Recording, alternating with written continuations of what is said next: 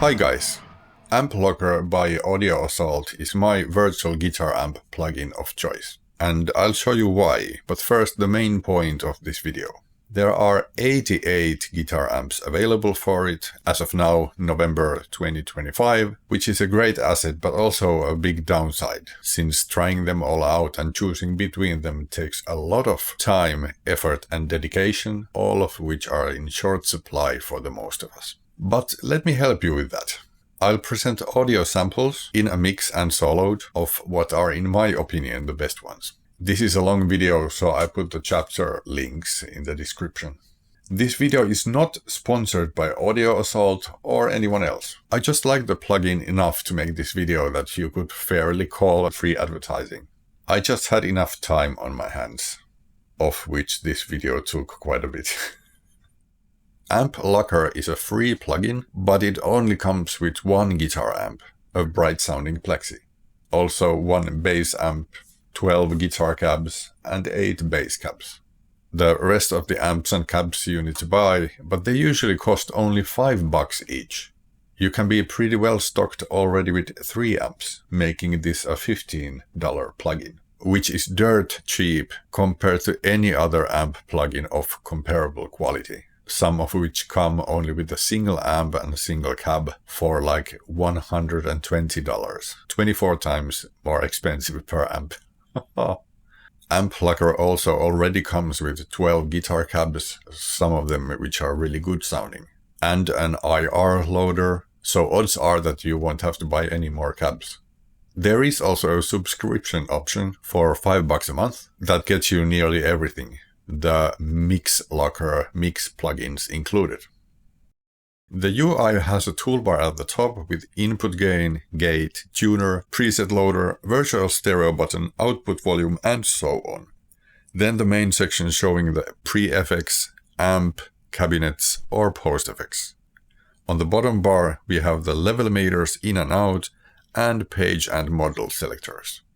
The UI design is clear and mainly functional, and the UI is scalable, but the biggest problem for me is that it tries too hard to look like physical amps. A key benefit in software in general is that you don't have to waste 85% of the front panel area to tubes and transformers, and you're not restrained by the product's physical manufacturing limitations. This design decision makes the knob labels in Amp Locker very small, and you sometimes can't even see where the knobs are pointing at.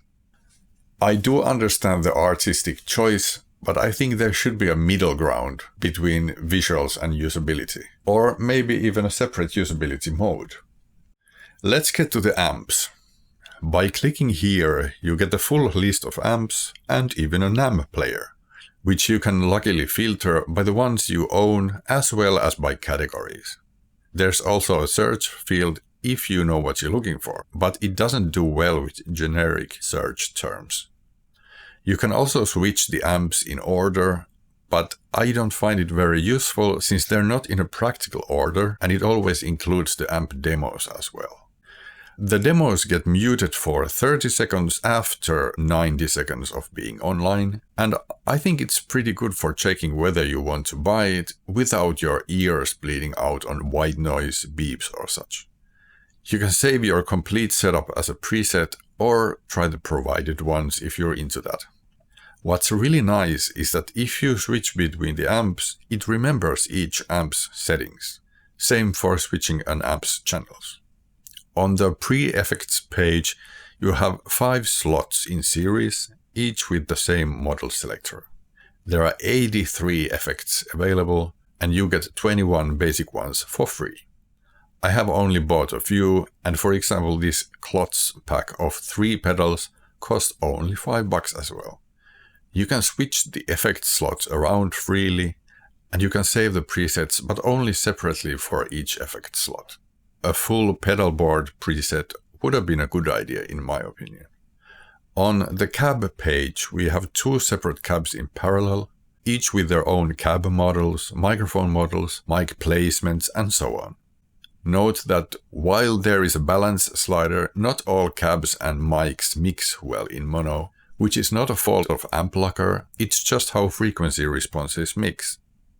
In addition to the included 12 guitar cabs, there are just a few cab demos, but there is a huge amount of additional cabs available for purchase at the Audio Assault website that don't have demo versions available.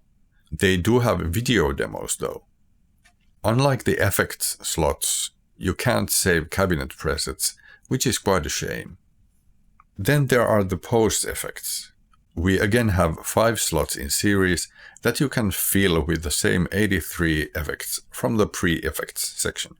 You of course don't want to use distortion pedals after the speaker cabinet, so this page works best for reverbs, delays, compressors and other effects that you'd generally assign from the mixing desk to the mic'd cabinet. I don't personally use these since I work faster with separate plugins, some of which I've made myself. I tried all 88 amps and selected the ones that I like the best for metal, rock, blues and clean sounds. I'll play short sound samples of each of my favorites. Note that while I was able to get a sound out of all of these that I like, some got there very fast, but others I had to tweak quite a bit. In addition, some of them are capable of producing a variety of great sounds, while some are just clear one-trick ponies. I'll talk about these in detail after the sound samples. There are no other plugins or effects in my guitar signal chain, just a final limiter to take care of the very few loudest drum hits. I'm using the Focusrite 16i16 interface's instrument input, and the air functionality is disabled. We'll start with modern metal. I have 7 amps in this category, each with the included free Tube Screamer 808 clone as a pre-effect. The cab is called metal, mic'd with a 414, but the exact position varies a bit per amp. I adjusted the amps to sound quite similar since this would be the sound scheme I'd be after. So it's a good idea to use a good listening environment like well set up studio monitors or good headphones to hear the small differences better. You might concentrate on the chug, whether the damped notes are tight or loose.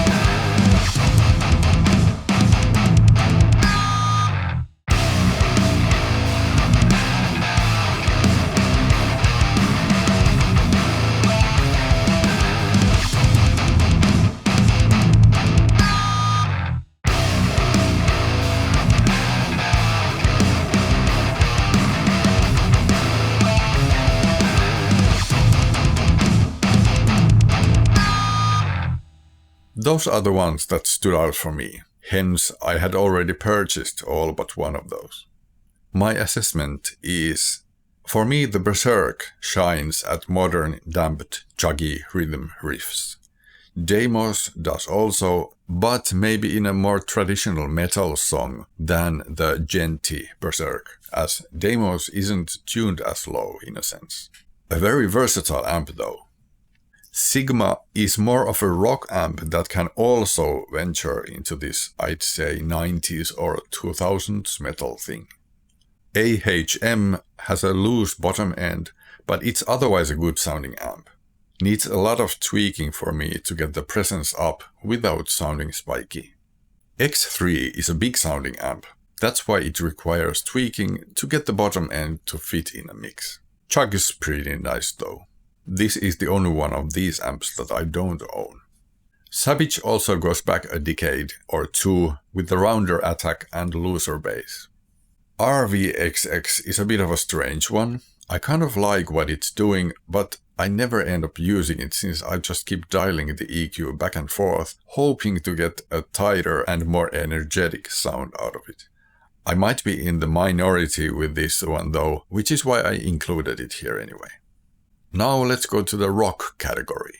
I split these into two categories, modern and classic. Think classic as 70s and 80s and modern from the 90s onward. I used the cab major, mic'd again with a 414. If you concentrate on the differences between high and low notes, you might hear how some amps react pretty lively, while others sound a bit more one-dimensional.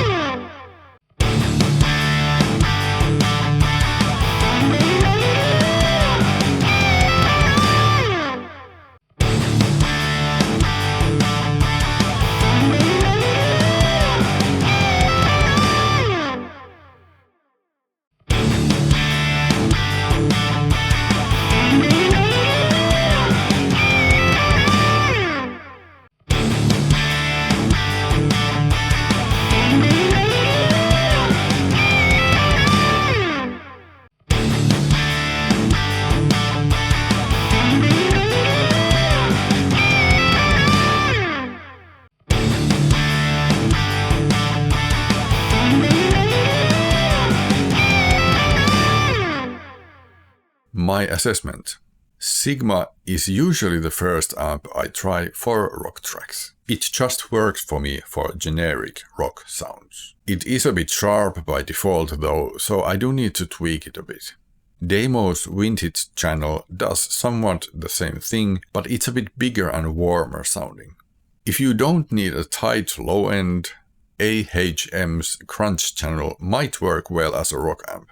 It feels lazy though, in that it doesn't seem to react much to my playing. Dominator goes back maybe a decade or a few, but it does its basic rock thing well once dialed in. Uber isn't on my wanted list, hence it surprised me how good it sounded on this demo.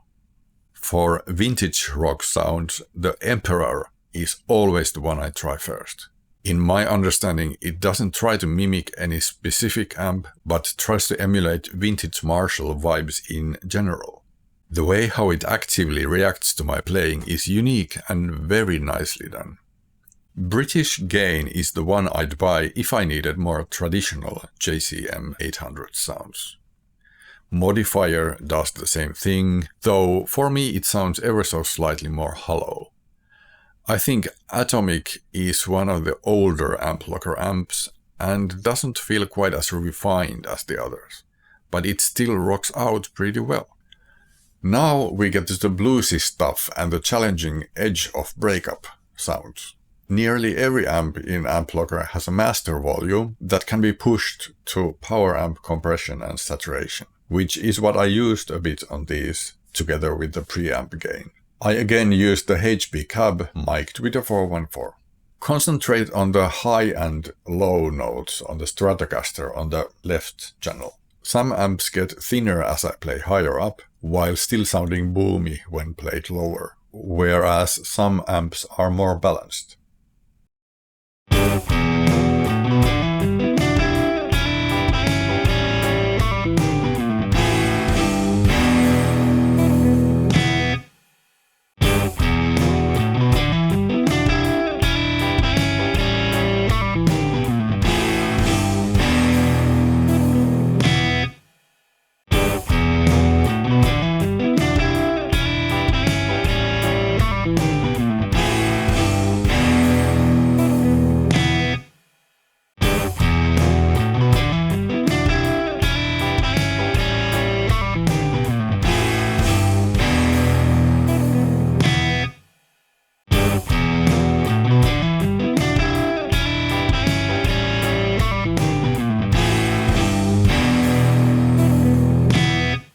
Different flavors. My assessment. Emperor with its reactivity works great here as well, though the default setting are on the thinner side. AC30 with its flappy bottom end works very well in bluesy songs, but its tonality is quite unique in good and bad. Sheila has a real nice smooth low to mid gain drive, but it's very mid-rangey by default and requires large adjustments for me. MOG20, or is it MOG20, is a slightly scooped clean amp that can be cranked well into blues territory. I like to think that there's a vintage Fendery vibe to it. Drive 50 is very thin sounding by default, so maxing out the bass is the first thing I need to do. Whether that's enough or not is up to luck. Then the clean sounds, and then I'll get to talk more about these amps. There were several new ones for me here, and I actually bought one of these because of this test for $5. These 6 amps were a bit of a challenge to tweak, since it's all up to the guitar and the song which one works the best.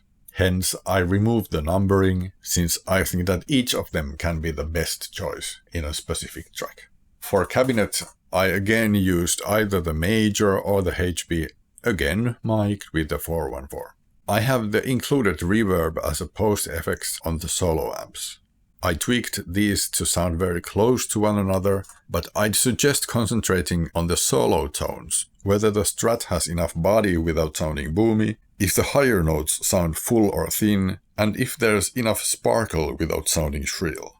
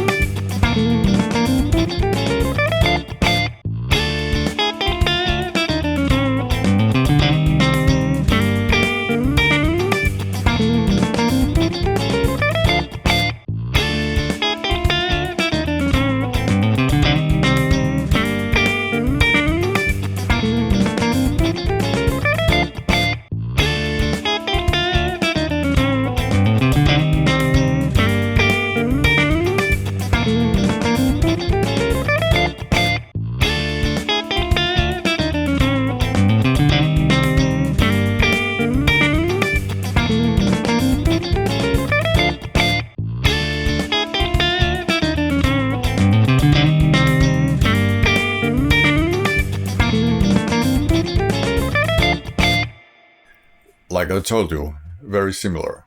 Adjusting them wasn't at all similar though. My assessment.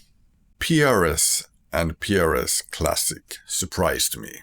Very bassy by default, but once dialed in, there's a unique tonality to them that I really like. No ice pick whatsoever. PRS Classic is maybe ever so slightly more organic in its cleans, but the difference is very, very small. The overdrive channels show bigger differences. I bought the PRS. Golden Stone to my ears is very balanced, traditional sounding clean amp. It doesn't go into overdrive though, like the MOG20, with its mild mid-range scoop and a nice Fendery tonality. Greenberry's clean channel is healthy sounding, although reminds me of a powerful tube amp ran at low volume, so slightly cold. Cooper has a great spanky clean, but the mid-range is very scooped, enough to be a problem quite often for me. And there we go. You might have noticed that I cut quite a bit of bass on most amps. This is mostly due to this specific 414 microphone having a pretty substantial bottom end. But some amps are dark sounding by default as well. I used the 414 anyway, since I really like its smooth upper mid and treble presentation.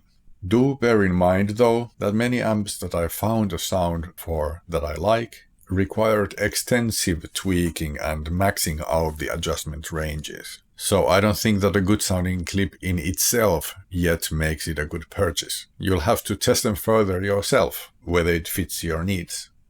In my opinion, versatility isn't a good thing only because it offers you a lot of different sounds. Even if you only ever use one single sound, a versatile amp has much better chances for you to find the sound you have on your mind than a one-trick pony. And by versatility, I don't mean a lot of knobs. For example, these have a huge amount of knobs, but I really struggle to get anything out of them that I like. On the other end of the spectrum, the Moog 20 only has one tone knob, and it sounds great right away. The most versatile amps for me in Amplogger are Demos. With its modern and vintage channels and the mid-range color button, it really covers a lot of ground. And more importantly, there are lots of good and usable sounds, not just different for the sake of it. And Sigma, on its crunch and lead channels, the core sound itself is pretty similar, but this basic sound is definitely usable in many situations. Emperor, with its unique expressiveness, responds to your playing in a way that gives you the power to shape the sound just by your playing style and guitar choice. If I were to suggest 3 amps to cover as much ground as possible for all genres, they'd probably be Demos, Emperor, and a clean amp of your choosing. In this kind of a trio, Demos crosses over from modern metal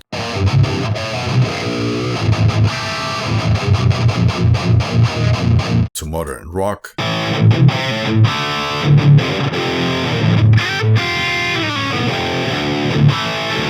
Emperor carries the torch with a lively touch response from rock to blues,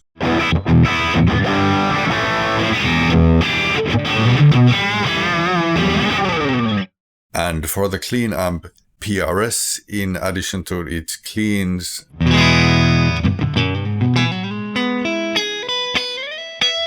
would cover uniquely smooth, overdriven solos, or Moog 20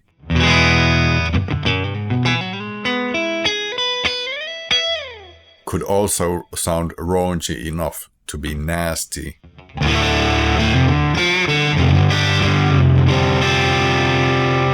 Or Cooper can be big and bold with its cleans.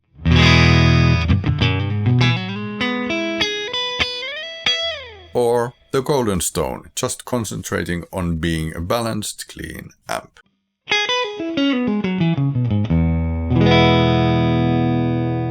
Other amps I really like are the Berserk, that I find the most chuggy of the bunch.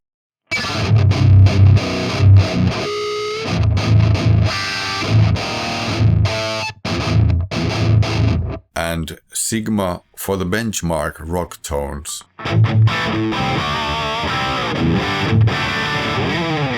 So a combo of these and a clean amp is another cool trio for most situations. Then, everything in this video were and will be my own personal opinions, and you are of course welcome to have your own. But I really do think that Amplogger is the best choice for a virtual guitar amp plugin in November 2025. And it doesn't use any of that iLok or other licensing junkware crap. You just purchase the amps you want and then use them. Simple as that. And to help explain why I think this way, let's look at the competition. I'm actually skipping the neural DSP amp modelers since they are so expensive and one product only gives you 1 or 2 or maybe 3 amps with a very limited set of sounds. So I consider them to be in a different product category altogether. And if you want more variety with neural DSP products for different situations, it will get damn expensive very fast. So it just isn't comparable in what you get. But the slightly more comparable products, for example, Tonex, it's a 3 GB download, crashes often, and you can only load presets and can't change cabinets or other detailed functions of the setup. And I didn't get it to sound good. Then there's Amplitube CS, which apparently includes Tonex. I didn't quite understand the distinction between the two. It's a 3.3 GB download, and even the required install manager takes more disk space than Amplogger. And it crashes, and I didn't get it to sound good. CS used to stand for Custom Shop, where you could purchase individual amps like you can in Amplogger, but apparently not anymore.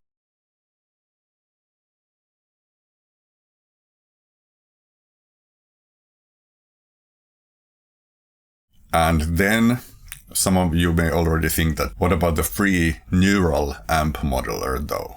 First, let me go through the start process with you. This will take a while. If you already use NAM or aren't interested in it, I suggest skipping this part of the video. And if you're still here, this is popcorn material all the way. This is how it goes on a Mac, so if you're on Windows, it will go differently. Okay, so you're recording a killer riff and remember reading on Reddit that NAM is the amp sim to use. Let me start a counter. You search for NAM and you are downloading in a few seconds. That's nice. You start the installer and not opened. What the F? Well, I guess I should check the user manual, just this once, since it's right there. You open it and what the F number 2? I'm not kidding. This is the whole user manual that they provide. Oh well, maybe the changelog. What the F number 3? I'm sure your mom already taught you not to install any shady software, so you really need to stop right here, right? No? Okay, we'll continue. You then open the known issues file, since this issue must be a known one. You open the provided link and search for the issue. Nothing related. What the F number 4? I can't be the only one. You go back to the website for help, of which there is none. Okay, at this time I'll assume that you will find the solution with Google in 0 seconds so that we can continue. You allow the Mac gatekeeper to open up the installer from the security and privacy settings and finally get the plugin installed. Usually if something gets quarantined, it's the plugin itself, but with NAM for some reason it's the whole installer. So, we're now at 4 minutes 16 seconds just to install the plugin. So you open Reaper or whatever you use, insert NAM, which does absolutely nothing by default. What the F number 5? You click to choose the model, but it pops you to your operating system's file browser and not an amp selector. What the F number 6?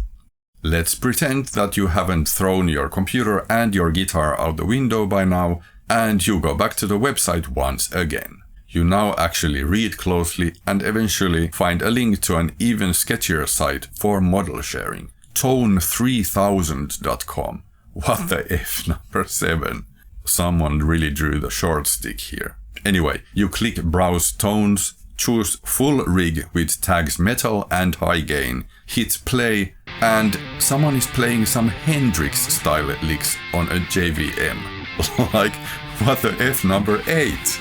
You start scrolling the confusingly titled list called Input, and since few of the titles say anything about the genre, you just go through them one by one. You eventually find one that has at least something to do with the genre you're looking for, but the amp sounds like the kidney-shaped Pod version 1 from the 90s. What the F number 9? This was supposed to sound good. You try the next one, and the next, and the next, and the next, and the next. Wait, that sounded really cool. Just kidding, that was actually Amp Locker. Anyway, they're all like this until you're at the end of the page. But don't worry, there are 70 more pages to go through. What the F number 10? But why do they sound bad? Let's look at the frequency response graphs for various NAM amps on this riff.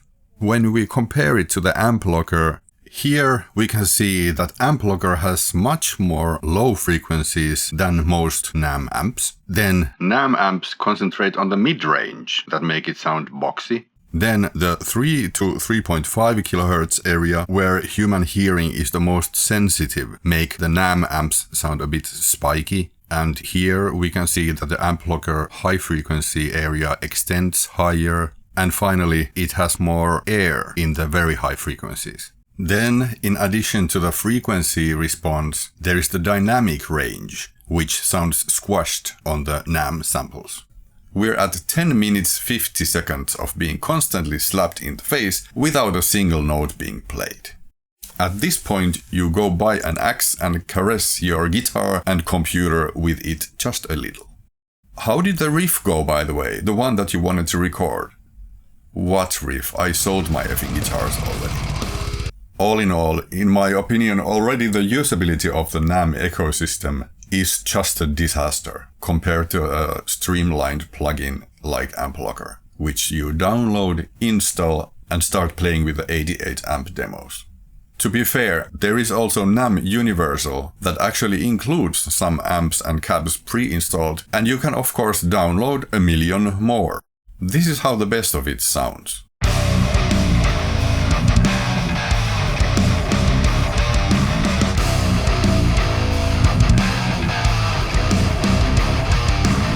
You're still facing the same issues though, that you can't adjust the cab, choose mics and position them, or even adjust the actual amp.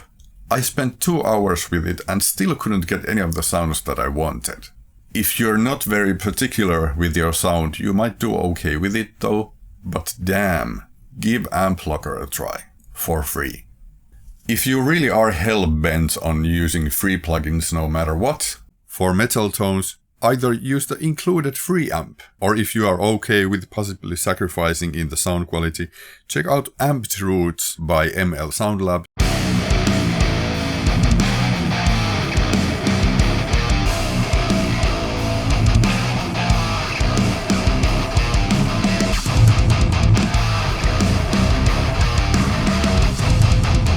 And for classic JCM sounds, again use the included free amp, or Mercuriall and any IR cab loader.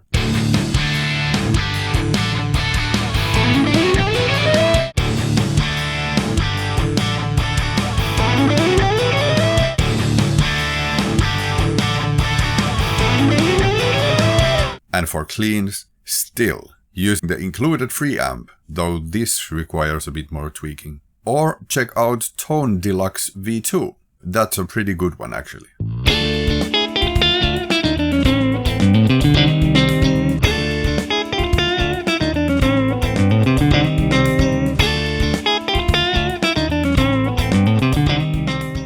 So what you get with Amplogger is way more than what you invest. You don't even get a proper pizza for 15 bucks. Or buy only 2 amps, 10 bucks.